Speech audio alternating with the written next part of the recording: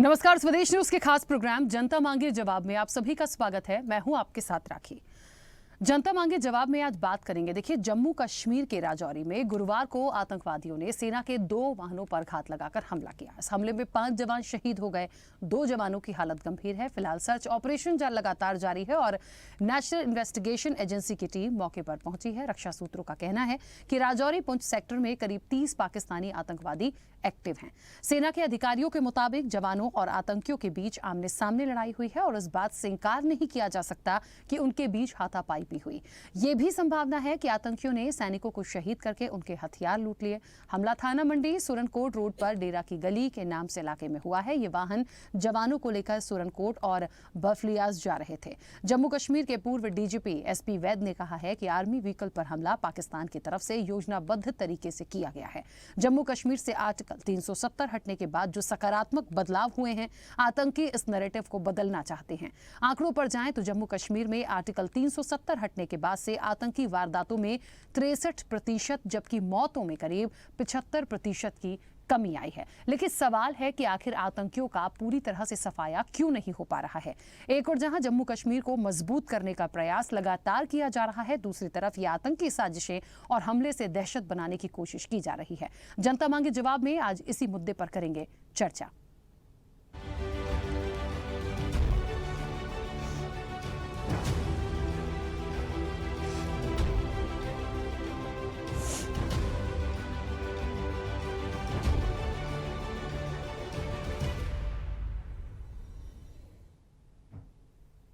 सोलह दिसंबर को बीएसएफ के एक सीनियर अफसर ने इंटेलिजेंस के हवाले से जानकारी दी थी कि पाकिस्तान सीमा में 250 से 300 आतंकी लॉन्च पैड पर हैं।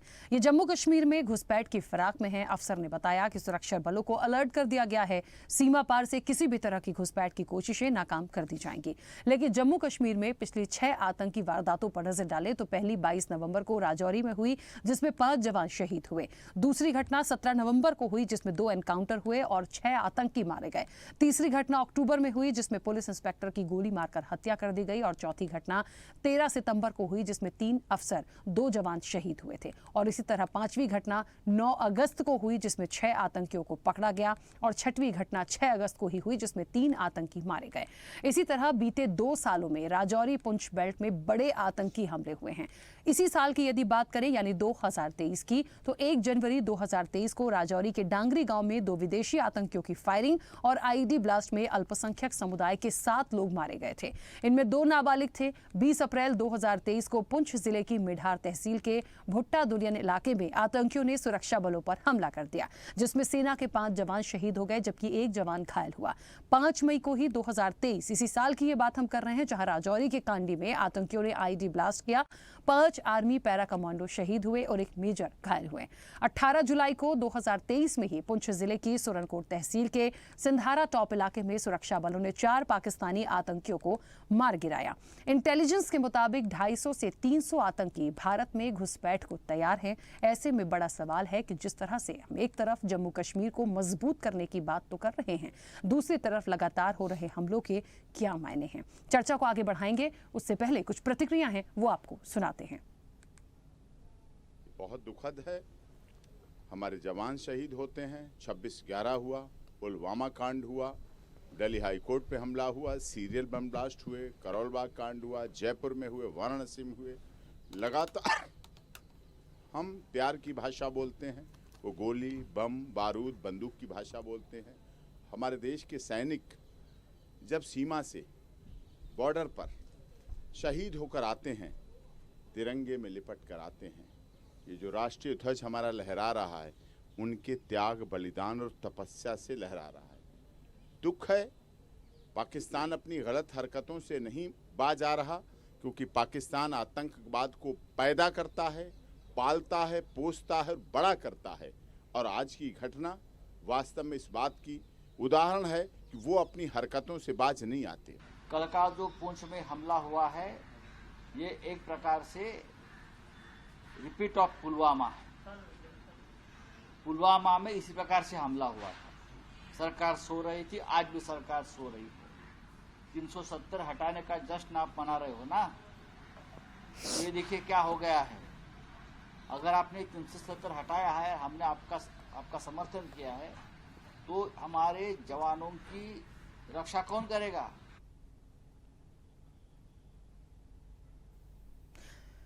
देखिए, आतंक की आहट है, उसके पहले मजबूत बुनियाद है और ये बहुत पहले से ही शुरू हो गई थी। लगातार ये बात बिल्कुल सच है। जो हालात जम्मू कश्मीर के हमने पहले देखे हैं और आज देखते हैं तो लगता है कि कुछ चीज़ों पे बहुत काम हुआ, लेकिन 370 का बार बार जिक्र होता है और इसके बाद स्थितियों में और परसेंटेज के हिसाब से आंकड़ों में भी देखा जाए तो ऐसा नहीं है कि ग्रोथ हुई है, सारी चीज़ों में गिरावट आई है।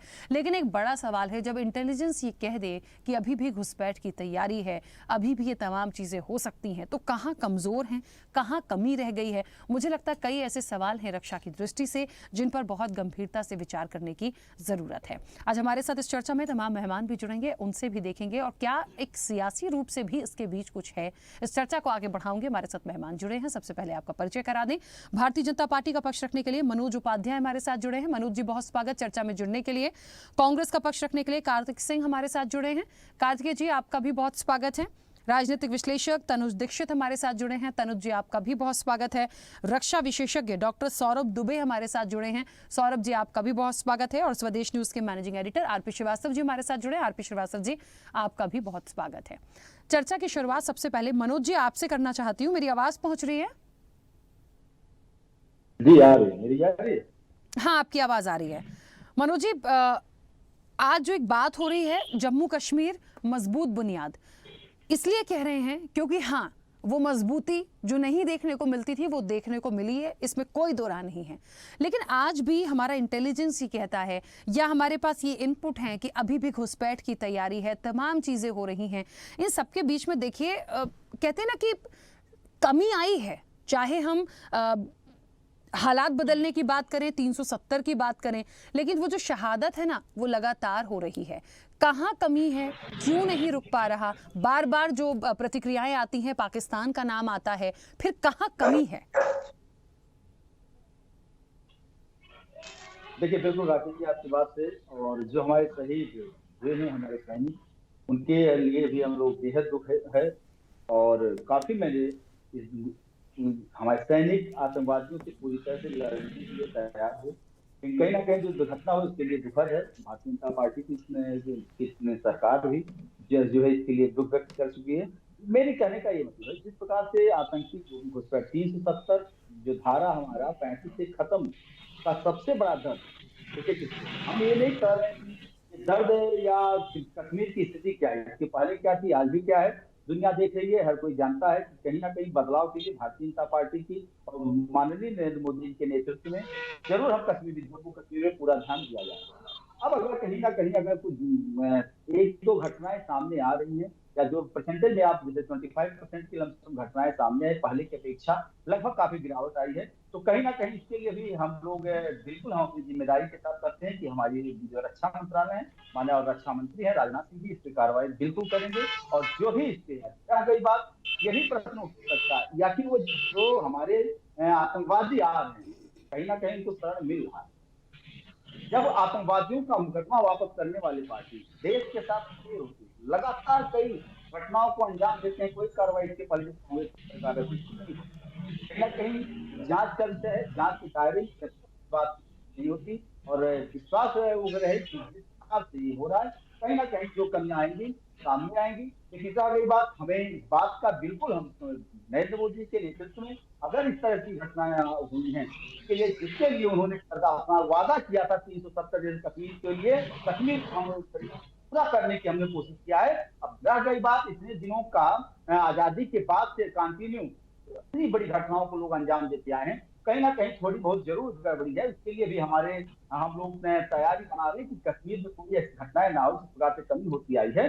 और हमारे रक्षा मंत्री जिस पे पूरी तरह से जो है अपनी निगाहें रखे हुए हैं, जरूर इसके लिए आपको साफ रिजल्ट सामने आएगा। बस इतने हम कहेंगे, जिस प्रकार से राजनीतिक हो रहा है, हमको ये नहीं अनुमान पता चल रहा है जब कांग्रेस के नेता उदयराज को कुछ दिन पहले कैसे पता चल जाता है कि पुलवामा हत्या होती है, 2024 के पहले घटनाएं होंगी। ये लोग कौन सा ऐसा जादू मंत्र रखते हैं कि इनको जानकारी हो जाती है, बाकी लोगों को जानकारी नहीं हो पाती है। तो ये हमारे समझ में नहीं आता। ये तो जांच एजेंसियां ही बताएंगी कि उदयराज जी का या कांग्रेस का उन आतंकवादियों के साथ क्या संबंध है। ये हमारा तो हम कुछ कह नहीं सकते, लेकिन सामने आएगा, जल्दी ही आपके सामने आएगा, और उससे ही हमें कहेंगे कि जितने लोग हैं जो आतंकवादियों के मुकदमे वापस लेते थे, जो आतंकवादियों के बर्सी पे रोते रोने का काम जो सोनिया गांधी करती थी, आज कहीं ना कहीं 370 हटने का जिन लोगों को बेहद दुख है ऐसी कांग्रेस पार्टी के लिए, कहीं ना कहीं जो है अगर ऐसी घटनाएं आ रही है इनको शरण देने का काम अगर किसी ने किया है तो जाहिर तौर से सामने आपके आएगा। और इसमें हम आपको कहते हैं कि कांग्रेस पार्टी जरूर कहीं ना कहीं लिप्त होगी।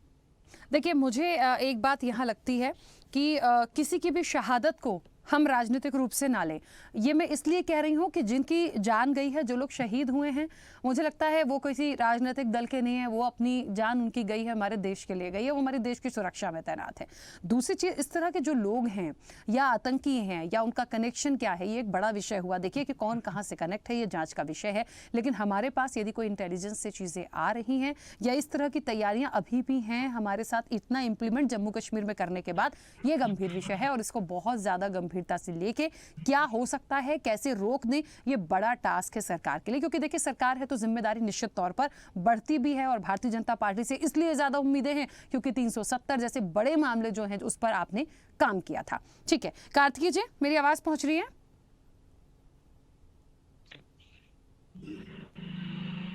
कार्तिक जी, मेरी आवाज़ पहुंच रही है? हाँ, आ रही है। कार्तिक जी, देखिए, एक तरफ जम्मू कश्मीर मजबूत बुनियाद की बात हो रही है, लेकिन आतंक की जो आहट है वो लगातार है, शहादत जारी है। और कहते हैं ना कि एक लाइन में यदि हम समझें तो काफ़ी राहत महसूस करने की बात कही गई और तब से ही करी गई जब से 370 का खात्मा हुआ। काफ़ी चीज़ों में आंकड़ों में भी जाएं तो हम ये नहीं कहेंगे कि हमने बहुत ज़्यादा बर्बरता देखी है, लेकिन हाँ, अभी भी वो जो हमले हो रहे हैं या शहादत जारी है, कहाँ कमी है? बीजेपी कहती है कि कहीं ना कहीं संरक्षण देने का काम कौन करता है, कैसे कुछ लोगों को पहले से पता चल जाता है। निश्चित तौर पर यह जांच का विषय है, लेकिन मैंने पहले ही कहा राजनीतिक रूप से हम बहुत ज़्यादा इसमें ना जाएं, लेकिन फिर भी नाम कांग्रेस का ही ले दे के क्यों आता है, मैं तो ये पूछूंगी आपसे।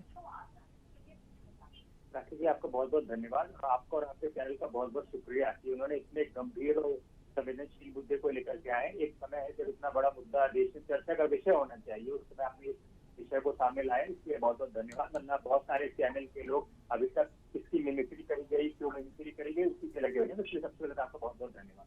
अब मैं 370 और इस मुद्दे के ऊपर आ जाता हूँ। भारतीय जनता पार्टी वालों का क्या ही कहना, वो शायद मुझे लगा कुछ दिनों में भारतीय जनता पार्टी कार्यकर्ताओं की ऐसी हालत हो जाएगी, एबीसीडी की जगह कांग्रेस कांग्रेस कांग्रेस ही पढ़ते रहेंगे, क्योंकि इनको यही संघ की शाखाओं में यही सीख करके आते हैं। तो क्या औचित्य किस सेंस में इन्होंने बोला है यहाँ पे भाजपा के प्रवक्ता ने, वो तो यही समझ सकते हैं। पर रही इसकी बात की राशि की, जिस प्रकार से नोटबंदी के समय कहा गया था कि नोटबंदी बंद होने से काला धन डूब जाएगा और ये एक करेंसी ही आएंगे, ठीक उसी तरीके से 2019 में देश की जनता को भ्रमित किया गया था कि 370 हटेगा तो आतंकवाद खत्म हो जाएगा। मैं यही समझाना चाहता हूँ कि जो डिफेंस था, हमारी जो रक्षा थी, तो हमेशा से भारत सरकार के अधीन थी। जब हमारा विलय जम्मू कश्मीर का भारत में विलय होता है उस समय 3 सब्जेक्ट थे, उसमें से एक आपका डिफेंस रक्षा था, एक आपका फॉरेन अफेयर्स के आपका विदेशों में कैसे संबंध रहेगा, और आपका कम्युनिकेशन, आपका संचार कैसे रहेगा, ये 3 विषय पे हुआ था। तो जो आपकी सुरक्षा है वो हमेशा भारत सरकार के अधीन ही थी। तो आप चाहे वो पैरामिलिट्री की बात कर लीजिए, चाहे डिफेंस फोर्सेज की बात कर लीजिए, चाहे जम्मू कश्मीर पुलिस की बात कर लीजिए, ये तो इन्हीं के साथ रहकर ही काम कर रहे थे। 370 हटने से कुछ नया हो गया है, ये तो सामने से दिखता है। 2019 से लेकर के 2023 की सरकार के आंकड़े हैं जो संसद में दिए थे, 157 नागरिकों की और हमारे जवानों की जान गई, शहादत दी गई। आप पिछले 2 सालों में, लेकिन आपने अपने ही चैनल की शुरुआत जो आपने डिबेट को स्टार्ट किया, आपने खुद ही बताया कि किस तरीके से आपके सितंबर अगस्त सबके लगातार आंकड़े गिनाए। उन आंकड़ों को आप देखेंगे तो सिर्फ रजौरी और पुंछ में 34 जवानों की शहादत गई है।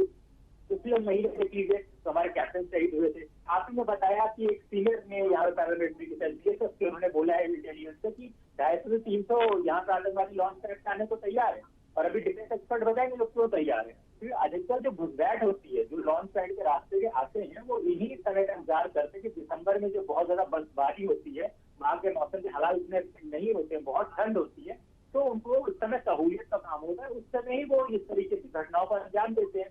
सवाल यहाँ पे देती है कि हमारे इंटेलिजेंस ये सब पता होने के बाद भी आपको कहने को बचा नहीं कि 370 से आपको अपना क्रिटिकली तरह भाई 370 की वजह से ये चीजें हो रही थी, तो उस पर जवाब देना चाहिए कि इंटेलिजेंस मिलने के बाद भी लगातार और ये एम्बुश हो रहा है, जिस तरीके से नक्सलाइट अपनी घटना को अंजाम देते, उस तरीके से चारों तरफ से घेर करके गोलियां चलाना, उसमें है कि हाथ पैर से लड़ाई करी, बंदूकें लेके भाग गए, ये बड़ी चिंता का विषय है। आप लगातार बताओ, हमने अपना रक्षा बजट है वो बढ़ा दिया है, जम्मू कश्मीर यहाँ पे फोर्सेस बहुत बढ़ा रखी है, इसके बावजूद अगर ये हर महीने हो रहा है, ऐसा नहीं हो रहा, हर महीने जवानों की शहादत हो रही है। यही भारतीय जनता पार्टी महबूबा मुफ्ती के साथ सरकार में की जाती थी। उस समय गृह मंत्रालय ने स्वयं माना था कि पिछले 2014 से लेकर 18 तक के आंकड़े दिए थे, उसमें 93% इजाफा था। यानी जहां 100 लोग के बाद 93 लोगों की हत्या हो रही थी, मृत्यु हो रही थी, शहादत दे रहे थे, ये डिफेंस के लोग दे रहे थे, मतलब आर्मी में काम करने वाले लोग जवान की शहादत दे रहे थे। ये मैंने नहीं कहा कि कांग्रेस पार्टी ने गृह मंत्रालय 2014 से 18 के आंकड़े जब भारतीय जनता पार्टी महबूबा मुफ्ती के साथ सरकार में थी। और अभी भी मैंने पिछले 2 साल का आंकड़ा बताया कि 34 जवानों की शहादत हो जाती है, भारतीय जनता पार्टी उनके नुमाइंदे कुछ नहीं कहते हैं। 2019 से लेकर 2023 तक में 157 जवानों के साथ जो नागरिक आम नागरिक है उनको भी अपनी जान गंवानी पड़ती है, उसको भारतीय जनता पार्टी कुछ नहीं कहती।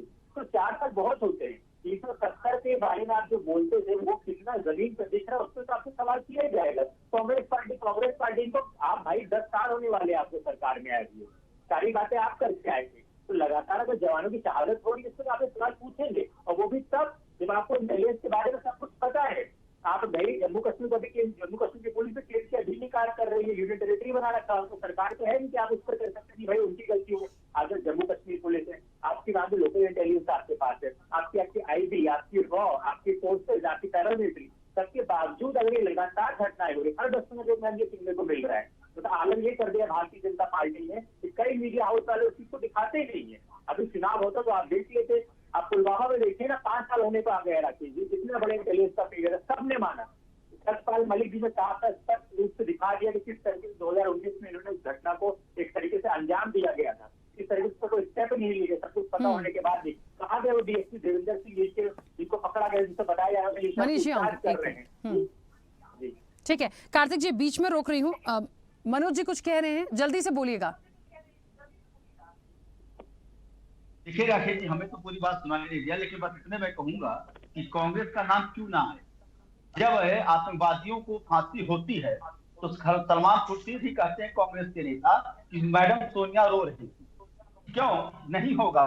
जब इनके पीरियड की घटनाओं का अंजाम आज तक नहीं आया, मैडम सोनिया को आतंकवादियों की बड़ी चिंता होती है, और जब भारत तेरे टुकड़े होंगे के साथ युवराज राहुल गांधी खड़े होते हैं, तो जाहिर सी बात है कांग्रेस आज आजादी के बाद देश की स्थिति को, जम्मू कश्मीर की स्थिति को लाने का काम किसी ने किया है तो कहीं ना कहीं कांग्रेस पार्टी के गांधी परिवार के युवराजों ने किया है। तो जाहिर सी बात है, जो स्थिति है देश की, जिस जगह इतने घटनाओं का अंजाम देने का काम अगर आतंकवादियों के द्वारा होता था, तो ये 370 हटा है, सबसे ज्यादा दर्द किसी को हो रहा है। मनोज जी, लाने का काम कांग्रेस ने किया तो हटाने का काम बीजेपी कर रही है, तो खत्म कर दें हम। मनोज जी, लाने का काम कांग्रेस ने किया तो हटाने का काम या जिम्मेदारी बीजेपी ने ली है, तो हम खत्म कर दें।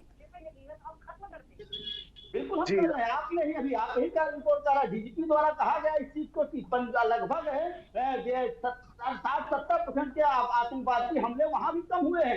अब एक साथ लगे हुए जंग को तुरंत नहीं हटाया जा सकता। हमारी सेना लगातार लड़ रही है, और हमारी सेना लड़ती है, और कांग्रेस के युवराज, कांग्रेस के नेता उससे सबूत मांगते हैं। इससे बड़ा जो हाथ ऊपर क्या होगा? तो कहीं ना कहीं ये लोग ही आतंकवाद। मैंने आपसे पहले कहा, उदित नारायण को कैसे पता चला कि 2024 के पहले एक घटना और होगी? आखिर उदित नारायण कहीं का जोशी तो है नहीं।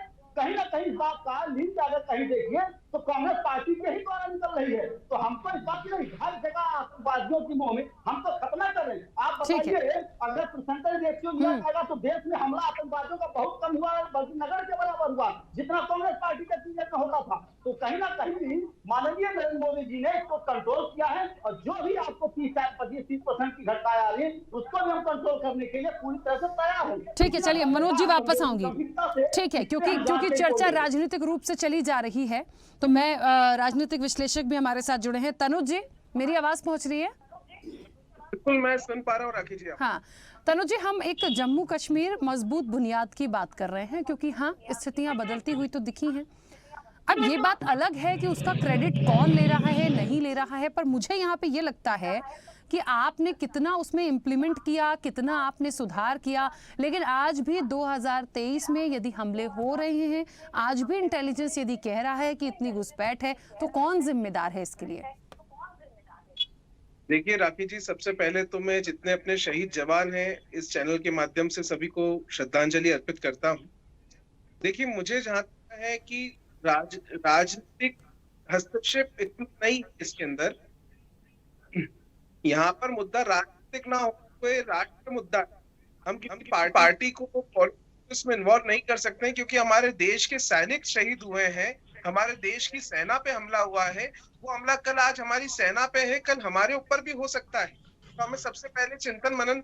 अच्छा, दूसरी बात, जब कभी भी मैं दोनों बातें सुन रहा हूँ, यहाँ पर कांग्रेस के प्रवक्ता और भारतीय जनता पार्टी के प्रवक्ता दोनों की बातें मैंने सुनी है, मैंने यही आकलन करा है, क्यों ये बार बार सुरक्षा, हमारे सैनिकों को सुरक्षा के लिए बात करी जाती है। अरे, हमारी देश की सेना खुद इतनी सक्षम है कि वो हमारी सुरक्षा कर रही है, तो वो खुद की सुरक्षा भी करना निश्चित रूप से बहुत बेहतर जानती है। लेकिन यहाँ पर मुद्दा, जब कभी भी हमलों की बात करते हैं, आज पुलवामा की भी बात यहाँ हुई है। जब पुलवामा में अटैक हुआ था, तो उसके 2 महीने बाद भारतीय सेना ने बालाकोट में जैश ए मोहम्मद का जो बेस कैंप था वो खत्म करके आतंकियों को मार गिराया था, और वो बहुत बड़ी जीत हमारे खेमे में हासिल करी थी। तो यहाँ जब कभी भी हम देखते हैं, जब कभी भी देश की सेना पे, सैनिकों पे हमला हुआ है, तो सेना ने मुंह तोड़ जवाब पाकिस्तान को दिया है। तो मेरा ये सोच बनता है कि राजनीतिक मुद्दों के इस पे अगर हम ना चले कि कैसे हमला हुआ, क्या हुआ, की सूचना हम सोचते हैं अगर सरकार को होती तो ये बहुत देखिए, सरकार को तो दुख की बात है, हमारे सैनिक जो इसका शिकार हुए उन तक ये हमले की सूचना नहीं पहुंच पाई, जो वहां मौजूद थे। पूंछ के अंदर जो इलाका है उसमें डीकेजी जिसे कहा जाता है, अगर जब खुद उनको सूचना नहीं थी तो हम सरकार तक इसकी सूचना थी, ऐसा कहना तो मतलब मुश्किल है ना। आईबी की रिपोर्ट्स क्या थी क्या नहीं थी ये भी कहना मुश्किल है। रिपोर्ट्स हमने अभी तक नहीं देखी, प्रकाशित नहीं हुई इस तरीके की रिपोर्ट्स। तो देखिए, जो सारा हमला हुआ है ये बहुत ही दुखद हमला है। जो हमारे जवान शहीद हुए बहुत दुखद है। हमें पूरी तरीके से इस समय हमारी सेना के समर्थन में खड़े रहना चाहिए, ना कि इसे राजनीतिक रूप से हमें किसी सरकार पर आरोप प्रत्यारोप का कार्य करना चाहिए, क्योंकि निश्चित रूप से लोकसभा के चुनाव नजदीक है। विपक्ष भी अपने सरकार को शिकार बनाते हैं और कोशिश करते हैं ऐसे मुद्दों को उठा करके सरकार पे आरोप प्रत्यारोप करने की। लेकिन आप खुद देखिए, जब से 370 की धारा हटी है, उसके बाद से खुद आपकी रिपोर्ट्स बताती हैं कि हमलों में और उन दोनों में काफी गिरावट आई है। तो हमारी सरकार काम कर रही है, और ये जो हमला शहीदों पर हुआ है, जो हमारे सेना पे हमला हुआ है, इसका भी जवाब सरकार जल्द ही पलट करके फिर से दे। देखिए, ये बात बिल्कुल सच है, लेकिन आज ये गंभीर विषय है। वाकई मैंने जैसे कहा ना, राजनीतिक रूप से हम बहुत ज़्यादा नहीं भी जाएंगे तो भी विषय तो हमारे देश की रक्षा का है, हमारे सैनिकों का है। आज जम्मू कश्मीर की जो बात है, मैं बार बार कह रही हूँ, पहले की तस्वीर देखिए, आज की तस्वीर देखिए, और आने वाली तस्वीर के लिए भी वो अभी भी क्वेश्चन मार्क लगा हुआ है कि वो तस्वीर कैसी है, कितनी बदली है और कितनी बदलेगी। यही तो बड़ा सवाल है। जिस तरह से आपने भी एक बात बोली कि सरकार तक सूचना नहीं थी, लेकिन उसके पहले जहां होनी थी वहां भी नहीं थी, तो यही चीज को तो देखना है कि ये कैसे नहीं पहुंच पा रही है। इतनी चीजें होने के बाद, इतने सोर्स होने के बाद भी कहां कमी है, ये बड़ा सवाल है। ये जो हमला हुआ, जो अभी तनुज जी ने एक बड़ी बात उठाई थी कि हमारे पास इंफॉर्मेशन कैसे नहीं थी, सरकार तक होती तब शायद कुछ होता, लेकिन जहां अटैक हुआ मुझे लगता है वहां से चीजें बहुत जुड़ी हुई होती हैं, कैसे पता नहीं चला। तो निश्चित तौर पर जो दूसरे विपक्षी हैं वो इसको पुलवामा 2 भी कह रहे हैं, तो निश्चित तौर पर गंभीर तो है ही। सौरभ जी, मेरी आवाज पहुंच रही है? जी राखी जी, मैं आपको सुन पा रहा हूं। बिल्कुल। सौरभ जी, क्योंकि रक्षा विशेषज्ञ हैं, रक्षा की दृष्टि से हम देश की यदि आज बात करें, और क्योंकि जम्मू कश्मीर मुझे लगता है शुरू से अभी तक देखें तो बहुत कुछ हमने देखा सुना है इसके बारे में।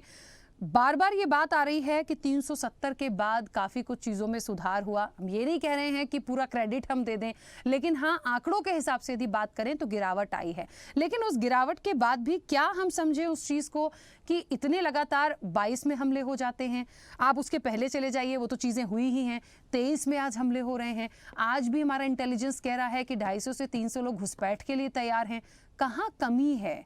किसका फेलियर माना जाए, या फिर कहीं कोई कमी है जो हमारे पास चीजें नहीं हो रही या हम रोक नहीं पा रहे? राखी जी, ये कोई पहली बार नहीं है। हमारे साथ में स्क्रीन शेयर कर रहे हैं मैनेजिंग एडिटर वरिष्ठ हैं आरपी श्रीवास्तव जी। बरसों से इस तरह की खबरें वो देख रहे हैं और इन खबरों को समझ भी रहे हैं। मैं जहां तक जानता हूं और समझता हूं, हालात में सुधार लगातार आया है। मैं 370 को लेकर बात नहीं करूंगा कि 370 हटी और लगी, उसका क्या प्रभाव हुआ। विषय को राजनीतिक ना करते हुए सीधी सीधी बात करेंगे। वो इसलिए क्योंकि सेना लगातार काम कर रही है, मुस्तैद है, डटी हुई है। कोई राजनीतिक दल जाकर वहां नहीं डटा हुआ जो बातें बड़ी बड़ी कर दी जाती हैं। हाँ, सेना को मजबूत बनाने के लिए प्रयास किए गए हैं और सरकार कोई भी हो, हर सरकार ने देश हित में प्रयास किया है, अपने स्तर पर प्रयास किया है। भले ही सरकार की कोई कमी रही हो नीति में, वो एक अलग बात है, लेकिन नियत में कहीं किसी सरकार की कोई कमी नहीं रही। देश के प्रत्येक प्रधानमंत्री ने देश को आगे ले जाने के लिए, देश की सीमाओं को मजबूत बनाने के लिए भरसक प्रयास किए हैं, बेहतर प्रयास किए हैं। अब इस मामले में कम से कम देश के मामले में, देश की सुरक्षा के मामले में कांग्रेस और भाजपा को राजनीति नहीं करना चाहिए, वो भी उस स्थिति में जब हमारे देश के जवान शहीद हुए हैं। और शहीद मुझे बड़ा मायूसी महसूस हो रही है, वो इसलिए क्योंकि ये घात लगाकर किया गया कायराना हमला है। अगर हमारे सैनिक युद्ध लड़ते और ये घात, तो बात अलग कुछ और होती। ये घात लगाकर किया गया कायराना हमला है और इस तरह के हमले पहले भी होते रहे हैं। अब बात करते हैं कि ये रोके कैसे जाएं, हम रोक क्यों नहीं पाते। इंटेलिजेंस की बात भी हमलों के बाद में आती है, हमले हो जाते हैं, उसके बाद में पता चलता है कि इनपुट था, सूचना थी और निगरानी रखी जा रही थी। लेकिन जो भौगोलिक स्थितियां मैंने वहां देखी कश्मीर में, उन भौगोलिक स्थितियों के आधार पर मैं ये कह सकता हूं कि वहां रात की बात तो छोड़ दीजिए, दिन में भी निगरानी करना बहुत कठिन काम है। पहाड़ों की चोटियों पर एक के बाद एक जहां कोई एक इंसान नजर नहीं आता, ऐसे में कैसे निगरानी रखी जाए। झाड़ियां हैं, जंगल हैं, गुफाएं हैं, कंदराएं हैं, निगरानी रखना बड़ा ही कठिन काम है। 100% निगरानी रखी जाए, हर क्षेत्र पर रखी जाए, ये और भी जटिल काम है। हाँ, सेना निगरानी करती है, मुस्तैदी से सीमा की रक्षा करती है, हिफाजत करती है, लेकिन ठीक है, मुठभेड़ जैसी खबरें भी आती हैं। मुठभेड़ की खबर क्यों आती है? इसमें आतंकवाद एक बहुत बड़ा पहलू है। आतंकवाद सीमा पार से हो रहा है, सब जानते हैं। सीमा पार संरक्षण मिल रहा है, आतंकवाद को पीओके में संरक्षण मिल रहा है, लेकिन संरक्षण कौन दे रहा है? हमारे यहाँ आमतौर पर यह कहा जाता है कि पाकिस्तान ऐसा कर रहा है, लेकिन पाकिस्तान में कोई व्यक्ति होगा, कोई सरकार होगी, कोई पार्टी होगी। ऐसा तो नहीं हो सकता कि पूरे के पूरे देश के नागरिक ही पूरे जुटे हुए हों। नहीं, हमें वो कड़ी देखनी होगी। हमारी एजेंसियों को सब कुछ पता रहता है, ऐसा नहीं हमारी एजेंसियों को पता नहीं रहता। और हमारे यहाँ के कुछ लोग होते हैं जिनके ताल्लुकात भी सीमा पार होते हैं, ऐसा नहीं है कि ताल्लुकात नहीं होते। कुछ मैंने देखा है या कुछ खबरें भी इस तरह की आई हैं कि हमारे यहाँ से शादी समारोह में जो है लोग पाकिस्तान शामिल होने के लिए जाते हैं। तो अगर ताल्लुकात हैं तो चर्चा हो, बातचीत हो, और जो सीमा पार आतंक फैलाने वाले लोग हैं, वहां से जो प्रश्रय देने वाले लोग हैं, उन पर चाहे बातचीत के जरिए लगाम लगाई जाए, चाहे बंदूक के जोर के जरिए लगाम लगाई जाए। क्योंकि अगर कोई सीमा क्रॉस कर बगैर इजाजत दुर्भावना के साथ हमारे देश में आएगा तो हम फूलमाला लेकर स्वागत तो नहीं करेंगे उसका, जाहिर तौर पर उसको सबक सिखाया जाएगा। तो बहुत सारी ऐसी चीजें हैं जिन पर विचार किए जाने की जरूरत है। आतंकवाद, चूंकि 2 या 4 या 6 आतंकियों को मानने से आतंकवाद खत्म नहीं होगा। बिल्कुल, इसको विचारधारा को हमें मानना पड़ेगा। ये एक विचारधारा है, और विचारधारा को कैसे मारेंगे? विचारधारा को इंफॉर्मेशन वॉर के जरिए इसका करारा जवाब देना होगा। इंफॉर्मेशन वॉर कैसे होगा? हमारे यहाँ हिंदी भाषा है, पाकिस्तान में उर्दू भाषा आमतौर पर उपयोग की जाती है। हमें एक साइबर वॉर लड़ना होगा, उर्दू भाषा में लड़ना होगा। अपने विचारों को, अपनी बेहतर साइकोलॉजी को पाकिस्तान में आम लोगों तक पहुंचाना होगा और उन्हें बताना होगा कि ये आतंक की राह पर चलने के मंसूबे छोड़ दीजिए, और अगर इस राह पर कोई आगे बढ़ा तो उसका नुकसान ही उठाना पड़ेगा। बहुत सारी ऐसी चीजें हैं जो सरकार को प्रयास करना चाहिए। मुझे नहीं पता कि इस तरह के प्रयास क्यों नहीं किए जाते। चीन से इस तरह के प्रयास देखिए किए जा रहे हैं। मैं आपको बता दूं कि चीन में सरकार ने हिंदी भाषा का बढ़ावा दिया। हिंदी भाषा की खबरें, हिंदी भाषा के समाचार उन्होंने प्रचारित करना शुरू कराए। क्यों कराए? वो इसलिए कराए कि भारतीय ज्यादा से ज्यादा चीन के बारे में जानकारियां इकट्ठी कर सकें, या भारतीय जो लोग हैं उनकी मनोवृत्ति चीन के प्रति बदल सके। जब चीन अपनी भाषा में, भारतीयों की भाषा में कुछ बोलेगा, तब भारतीयों को समझ आएगी कि चीन कहना क्या चाहता है। इसी तरह हमें भी अपने सूचना संचार तंत्र को मजबूत करने की जरूरत है और पाकिस्तान में उसको फैलाने की जरूरत है। हमारी सूचनाएं जो कि हमारे देश के हित में हैं, वो हमारी साइकोलॉजी, हमारी विचारधारा वसुधैव कुटुंबकम की है, ये पाकिस्तान के लोगों को पता चले। हम सर्वे भवन्तु सुखिन सर्वे सन्तु निरामया में विश्वास करने वाले लोग हैं, ये पता चले। और ये भी पता चले कि अगर कोई बावजूद इसके हिंसा का सहारा लेकर हम पर आक्रमण करता है तो हम उसको जवाब किस तरह देती हैं। फिर हमें हिंसा से भी डर नहीं लगता। बिल्कुल ठीक बात है। कुछ कह रहे हैं क्या तनुज जी?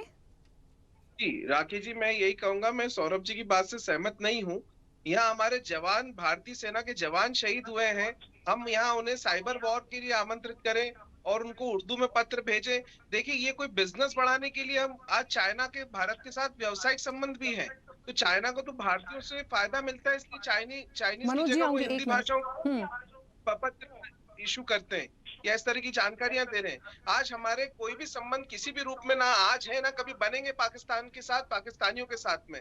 हमें तो उनको ईंट का जवाब पत्थर से देना है। आज अगर उन्होंने हमारी सेना पे किसी भी रूप में हमला करा है, हमारे सैनिकों पे हमला करा है, तो हम इसका जवाब निश्चित रूप से हमारी भारतीय सेना, हमारे सरकार इसको देना चाहिए और निश्चित रूप से वो देगी। और इसका जवाब देखिए, यहाँ पे बात पत्थर से दी जी, आप ईंट का जवाब पत्थर से दीजिए, गोली से दीजिए, बम से दीजिए, इनकार इस बात से नहीं है श्रीमान। सैनिकों पर हमला होगा तो करारा जवाब दिया जाएगा, इसमें कोई दो राय नहीं है। सैनिकों पर जब हमला होगा तो करारा जवाब दिया जाएगा, इसमें कोई दो राय नहीं है। लेकिन आप स्थायी शांति, चिरकालीन शांति के लिए क्या कर सकते हैं, क्या उपाय कर सकते हैं? केवल गोली ही चलाना तो उपाय नहीं होगा ना। हाँ, अगर हमने देखा है बड़े बड़े युद्ध होते हैं तब गोली भी चलती है, बातचीत भी होती है, दोनों चीजें होती है ना। है पाकिस्तानी सेना के आगे आज भारतीय सेना बहुत मजबूत है। कभी भी भारत आगे होकर हमला नहीं करता है पाकिस्तान के। देखिए जितना मैं इस चर्चा को और बात को समझ पा रही हूँ, बात इस चीज की है कि यदि कहीं कोई कमी है या एजेंसियों को पता होता है वहां पे कौन है, कौन कर रहा है, कौन इस तरह से बढ़ावा दे रहा है, किस तरह से इन चीजों को इम्प्लीमेंट किया जाए, समझा जाए, मुझे लगता है उस पे बात हो रही है। तो उसमें यदि कहीं कोई कमी है तो उस तरह से मुझे लगता है सौरभ जी ने अपना सुझाव रखा था। बाकी ये बात तो देखिए बिल्कुल सच है कि कोई यदि आएगा तो उसे छोड़ना है नहीं, और इसकी एक कबानगी हम वैसे भी पहले पाकिस्तान को दिखा चुके हैं, तो मुझे लगता है इसमें तो कोई दो राय वाली बात नहीं है। खैर, वापस आऊंगी आप सभी के पास। आरपी श्रीवास्तव जी, दो तीन बातें हैं देखिए बड़ी महत्वपूर्ण। एक तो ये कि जम्मू कश्मीर, जब जम्मू कश्मीर का नाम आता है तो शुरू से लेकर अभी तक की बहुत सारी तस्वीरें सामने आने लगती हैं, बहुत कुछ देखा गया है। दूसरी चीज, अभी इस चर्चा में एक बात निकल कर आ रही थी कि इसको क्रेडिट लेने की बात से बिल्कुल ना देखा जाए, राजनीतिक रूप इसमें ना डाला जाए। ये बात बिल्कुल सच है कि 370 है, लेकिन ये भी नहीं है कि 370 होने के बाद ठीक है आंकड़ों में गिरावट आ सकती है, पर ऐसा नहीं है कि बिल्कुल सब कुछ बदल गया।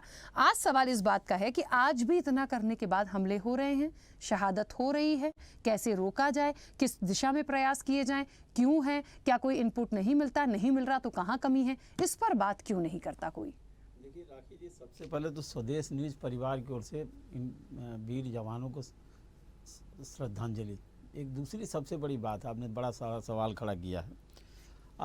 एक तो सबसे बड़ी बात है कि जो ये घटना हो रही है धारा 370 के हटने के बाद, हमें लगता है कि बिल्कुल धारा 370 हटाया जाना एक अपने जो है देश हित में है। हुआ भी, पत्थरबाजी रुकी, कुछ जो घटनाओं में भी काफ़ी कुछ कमी आई, लेकिन उसके साथ साथ एक चीज़ और आप देखिए, कई भी जो है सिविलियन टारगेट हुए, उनकी हत्याएं हुई, मज़दूरों की हत्याएं हुई और हमारे जवान शहीद हुए।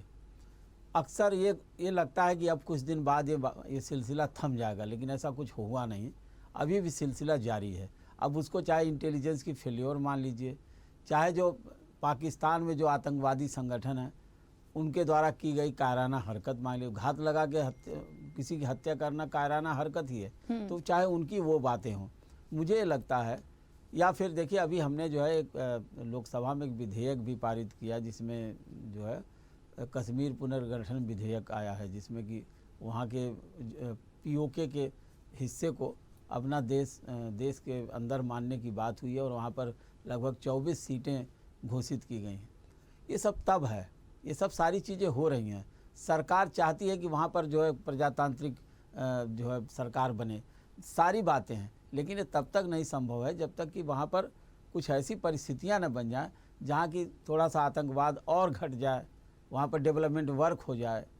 पत्थरबाजी तो इसलिए घटी कि सेना ने हमारे पूरे मोर्चा संभाले, हमारे वीर जवानों ने पूरे कश्मीर को जब से वो JNK एक तरह से कश्मीर जो है यूनियन टेरिटरी बना तो पूरे सरकार के कब्जे में है, केंद्र सरकार के।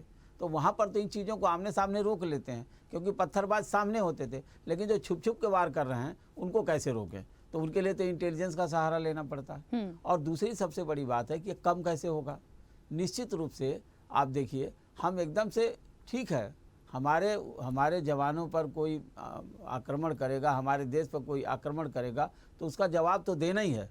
आपने देखा होगा कि 71 का वार देखा होगा कि पाकिस्तान 2 टुकड़े हो गया।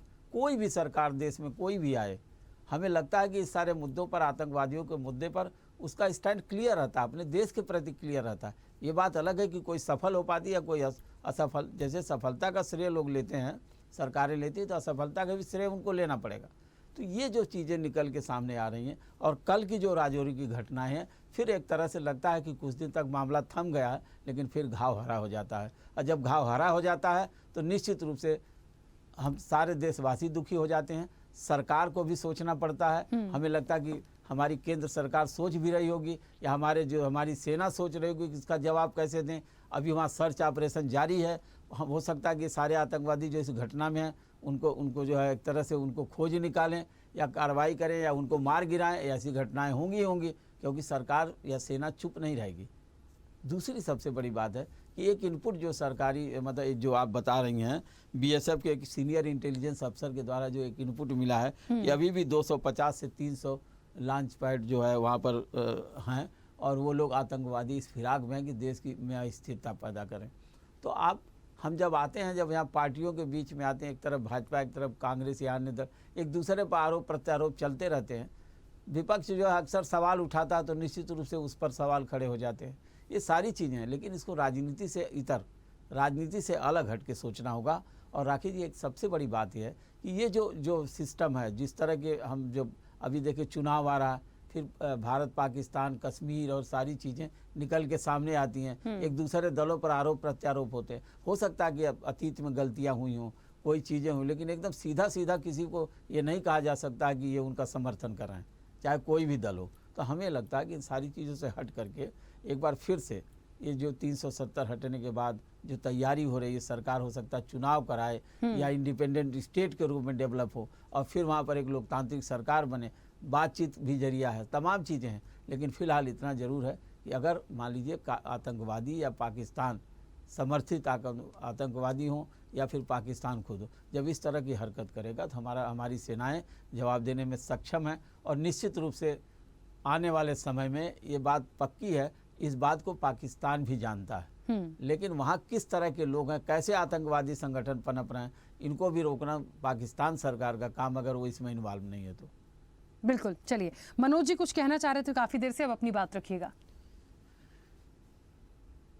देखिए, हम पहले कह रहे थे, हमारे सौरभ जी ने जो बात कही, चाहे चीन की बात कही चाहे पाकिस्तान की बात, वहाँ का स्ट्रक्चर दूसरा है, भारत का दूसरा है। अगर चीन में कोई भारत तेरे टुकड़े होंगे देश के विरोधी नारे लगाता है तो चीन वाले उनको पता नहीं क्या कर डालते। शायद है आपको कांग्रेस को इस बात को बताना चाहिए था। दूसरी चीज मैं बता दूं, दोस्ती से काम नहीं चलने वाला। दोस्ती तो 47 के बाद लगातार कांग्रेस पार्टी के नेतृत्व वाली सरकारों ने लगातार किया। उसका खामियाजा है कि पाकिस्तान बार बार ये जान चुका है कि भारत दोस्ती ही करेगा, लेकिन जब से 2014 अब ये सरकारों पर आएंगे मनोज जी, तो शिखर वार्ता किसने की थी ये भी याद करना होगा।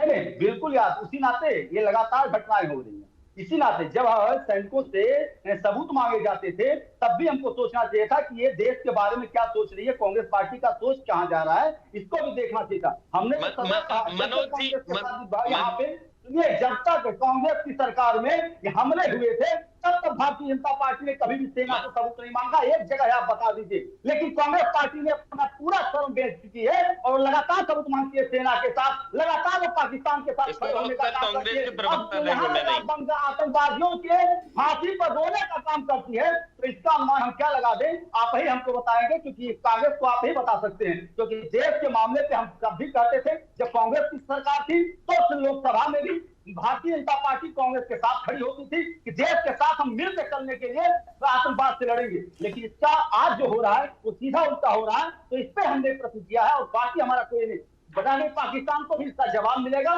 क्योंकि हम लोगों ने पढ़ा था, आपने भी पढ़ा होगा, सारे पैनिक पढ़े होंगे, सगे साथी हम समाज से। पाकिस्तान इसी की भाषा समझता है और इसकी भाषा नरेंद्र मोदी के नेतृत्व की सरकार जरूर देगी। और सेना वही सेना है जो कांग्रेस के पीरियड में थी। अंतर क्या है, कांग्रेस ने उसके हाथ बांधे थे और भारतीय जनता पार्टी की नरेंद्र मोदी सरकार ने उसके हाथ खोल दिए हैं। इस नाते एक जवाब लगातार मिल रहा है। इस नाते उनको परेशानी है, क्योंकि जहां वो कश्मीर में आके आतंकी को अंजाम दे रहे थे, आतंकवाद को लगातार हर महीने देते थे, आज वो एक्स्ट्रा दुक्का दे रहे हैं। ये समस्या कहीं ना कहीं सबकी है। मनोज जी, एक बात बड़ी स्पष्ट है, देखिए यहाँ पे मुझे ऐसा लगता है कि देश है, हमारा देश है, सैनिक हैं, हमारे सैनिक हैं, हम सबकी रक्षा करेंगे, देश की रक्षा करेंगे। तो वो बीजेपी कांग्रेस तो वो है नहीं। हाँ, किस सरकार के बीच में किस तरह की घटना हुई है, उस पर क्या काम किया गया है, वहाँ की सरकारों ने किस तरह से लिया है, सेना की दृष्टि से वो कितने सक्षम थे, ये एक विषय हो सकता है। यहाँ पे मुझे ऐसा लग रहा है, जैसा कि मैंने शुरुआत में कहा था, राजनीतिक रूप से इसको ना ले, थोड़ा सा अलग जाए। ये बात बिल्कुल सच है कि 370 के बाद चीजें बदली हैं, तो बीजेपी 370 की बात कर रही थी, तो थोड़ी बहुत बात ठीक है, पर पूरी तरह से पॉलिटिकल एंगल दे देना ये ठीक नहीं होगा। आज यदि इस बात पर चर्चा हो रही है कि हम इसको कैसे, यदि हमारे इंटेलिजेंस के पास चीजें हैं, हम कैसे उन चीजों पर इंप्लीमेंट करके उसको रोक लें। यदि हमें चीजें नहीं पता चली हैं तो वो कैसे पता चलेंगी, कौन सा संगठन है, कहां कौन एक्टिव है, इस पर बात करना है तो किस तरह से हो सकता है। मुझे लगता है तो एक ऐसी बात है जो हमारे देश के लिए अच्छी है। अब बार बार बात आ रही है कि कांग्रेस कुछ नहीं कर रही थी, कांग्रेस ने ऐसा करवा दिया, जब पीएम मोदी आए तब सारी चीजें ठीक हुई हैं। मैं ये नहीं कह रही हूं कि उनके आने के बाद चीजें ठीक नहीं हुई हैं, लेकिन हम सिर्फ क्रेडिट क्यों ले रहे हैं, हम सिर्फ बीजेपी कांग्रेस क्यों कर रहे हैं इस मुद्दे पर? राखी जी इस नाते मैं यहाँ थोड़ी सी बात करना चाहूंगा। सौरभ जी, एक मिनट। कैसे पता चल गया कि उसके बाद घटना होगी? आखिर उदित नारायण को पता कैसे चल गया? कहीं ना कहीं बात तो आएंगे। आखिर सोचने वाली बात है, कैसे उदित नारायण को पता चल गया कि 2024 के पहले अंजाम होगी? जो भी हो, इंटरनल जो भी हो, बहुत डेप्थ में नहीं जाऊंगी मैं, इंटरनल जो भी हो, लेकिन मुझे नहीं लगता कि कांग्रेस से कोई होगा तो वो चाह रहा होगा कि हमारे देश के जो सैनिक है वो शहीद हो जाएं, या बीजेपी से कोई होगा तो वो चाह रहा होगा। ऐसा मुझे नहीं लगता कि राजनीतिक रूप से इस तरह की चीजें कम से कम की जाएंगी। बिल्कुल बिल्कुल, मैं सहमत हूँ राखी जी आपसे। मनोज जी से भी एक बात कहना चाहूंगा। मनोज जी, आप कांग्रेस को जितना भी कोसना चाहे कोस लीजिएगा, और उसका उत्तर कांग्रेसी प्रवक्ता देना चाहे तो दे लें, लेकिन सवाल उठा सबूतों के साथ, साक्ष्यों पे बात कर रहा हूँ। कांग्रेस के नेता को पता चल जाता पहले,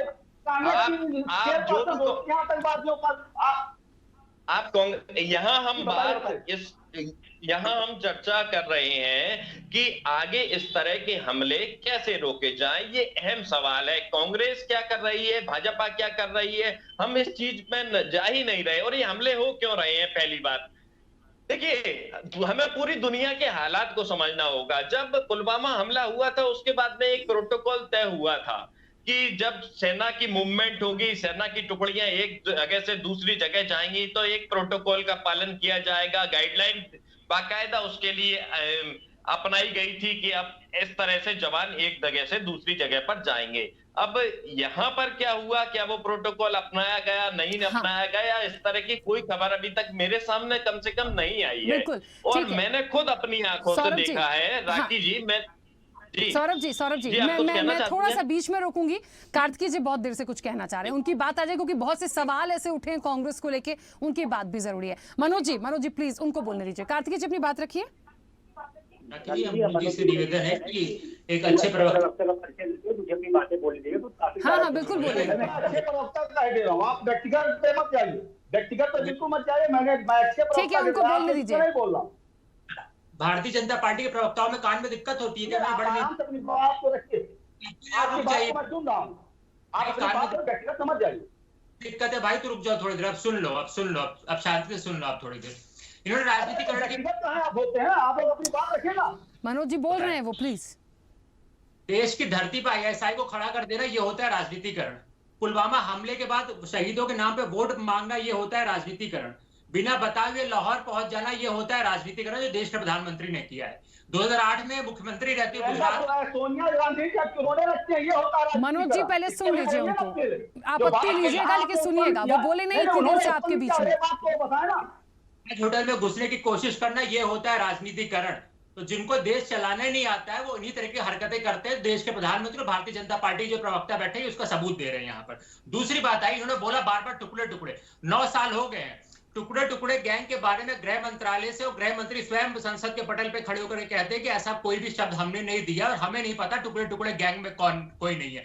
मनोज जी अगर भारतीय जनता पार्टी के वाकई में प्रवक्ता है तो इनको दिल्ली पुलिस को जाके बताना चाहिए कि इनको टुकड़े टुकड़े गैंग में कौन कौन है, उसके नाम पता है, जाके बताएंगे। पाकिस्तान के 2 टुकड़े करने वाली पार्टी 1971 में इंदिरा गांधी जी के बारे में आज वरुण गांधी ने ट्वीट किया है। उसमें उन्होंने लेटर लिखा है कि जब उन्होंने सैम मनेकशॉ को लेटर लिखा था 1971 में जीत के बाद, तो उन्होंने उसका 1% भी श्रेय स्वयं को नहीं दिया था, उन्होंने पूरी की पूरी सेना को वो श्रेय दिया था। ये वरुण गांधी ने कहा कि आज के नेताओं को सीखने की जरूरत है और आज के नेता में सबसे पहला नाम आता है देश के प्रधानमंत्री को। ये होती है राजनीतिकरण जो आप कर रहे हो यहाँ बैठ करके। दूसरा इन्होंने बोला, मुझे बड़ा अच्छा लगा इनका, प्रधानमंत्री मोदी में बड़ा तेज गुस्सा है, इन्होंने कहा पाकिस्तान से दोस्ती नहीं करनी है। तो जब लाहौर में गया तब इनका ज्ञान कहाँ चला गया था मनोज जी का? कि दिवंगत अटल बिहारी वाजपेयी आगरा में समिट करते थे तब वो ज्ञान कहाँ चला जाता था? और रक्षा विशेषज्ञ ने बड़ी सही बात बोली, कोई पढ़ा लिखा समझदार इंसान होगा तो उनकी बात को जरूर समझता है, लेकिन भारतीय जनता पार्टी वाले आदत से मजबूर तो नहीं समझ पाए। उनका कहने का मतलब है राखी जी कि सरहद पार से कोई भी अनपढ़ जाहिल आदमी उसको 5,000-6,000 रुपए दे करके एक बंदूक पकड़ा करके उसका ब्रेन वॉश करके उसको भेज दिया जाता है। लेकिन सेना का जो जवान शहीद होता है उस पे देश के लोगों का, देश की सरकार का बहुत सारा रिसोर्स लगता है, उसके साथ बहुत सारी लोगों के इमोशंस जुड़े होते हैं। तो एक सेना के जवान को अगर शहीद होता है तो देश का मनोबल बहुत ज्यादा टूटता है, उस पर सवाल किया जाता है। हमारे राजनीतिक विश्लेषक थे, उन्होंने कहा हमको सरकार के साथ खड़ा होना चाहिए। इस सरकार से करोड़ा पे सवाल पूछो, सरकार के साथ खड़ा होना चाहिए। किसानों को पूछ लो, सरकार से खड़ा होना चाहिए। अरे भैया, विपक्ष का काम होता है कि आप सरकार से सवाल पूछे, क्योंकि आप टैक्स देते हो, आपकी सेना है, हमारी सेना है, तो हम सवाल पूछेंगे अगर वो लगातार इस तरह के शहीद होंगे। और राखी दूसरी बात, पठानकोट होता है, पता चलता है इंटेलिजेंस का फेलियर था, चलो एक गलती हो गई। उड़ी होता है, इंटेलिजेंस का फेलियर था, चलो दूसरी गलती हो गई। तीसरा पुलवामा होता है, इंटेलिजेंस का तीसरी गलती। ऐसे बार बार गलतियां कहां से हो जाती है? मैं बिल्कुल बड़े आधिकारिक रूप से मानता हूं 2008 में पहली बार समुद्र के रास्ते भारत पे आतंकवादी हमला हुआ था। उसके बाद कांग्रेस ने क्या किया था? कोस्टल एरियाज में स्पेशल शिप्स मंगाए गए थे, वह कोस्टल एरियाज के इंटेलिजेंस बढ़ाया गया था, कोस्टल जो एरियाज थे वहां पेट्रोलिंग बढ़ाई गई थी। उसका है कि 15 साल बाद दोबारा नहीं हो पाता है। लेकिन ये लोग हैं, संसद की बरसी हो जाता है, पुलवामा जैसी घटना लगातार बीच में रोकना होगा। मनोज जी वापस नहीं आ पाऊंगी क्योंकि देश का विषय है, रक्षा का विषय है, विषय बहुत बड़ा है, समय कम पड़ गया है। आप सभी का बहुत शुक्रिया इस चर्चा में जुड़ने के लिए। फिर बैठेंगे इस चर्चा पर, लेकिन निश्चित तौर पर मजबूत बुनियाद, आतंक की आहट अभी भी है। और लगातार जो स्टेटमेंट्स इस पूरी चर्चा में जो दिए जा रहे थे, जो कहा जा रहा था, कोई किसी की बात को समझने के लिए तैयार नहीं है। बार बार राजनीतिक रूप से इसको मत लीजिए। देश की शहादत की बात हो रही है, सैनिकों की शहादत की बात हो रही है। कैसे रोका जाए, कैसे उस जड़ तक जाया जाए, क्यों हमारे पास इनपुट नहीं है तो हम क्यों वर्कआउट नहीं कर पा रहे, ये एक विषय है जिस पे बात करने के लिए तैयार नहीं है। राजनीतिक रूप से लड़ाई झगड़ा करने लगते हैं और ऐसे नहीं होगा। देखते हैं आने वाले समय में इन घटनाओं पर क्या लगाम लगेगी, क्या इन मुद्दों के बाद इस मंच के माध्यम से जब ये मुद्दा उठता है, बातें निकलती हैं, क्या उसके बाद सरकार कुछ सोचेगी, ये देखने वाली बात होगी। जनता मांगे जवाब में इतना ही। बने रहिए स्वदेश न्यूज के साथ। सबसे पहले ऐसे ही वीडियोस के लिए लाइक करें, शेयर करें, फॉलो करें। YouTube पर जाकर सब्सक्राइब कर बेल आइकन दबाना ना भूलें और ताजा अपडेट्स के लिए swedeshlive.com पर जरूर जाएं।